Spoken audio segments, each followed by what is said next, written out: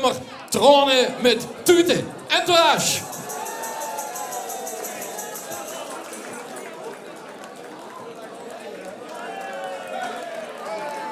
Ja, dankjewel.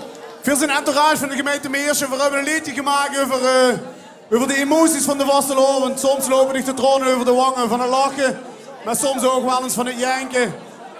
En hij als prins weet, als geen ander wie dat 10 jaar voelt. Ik zou zeggen, doe het allemaal lekker gezellig met.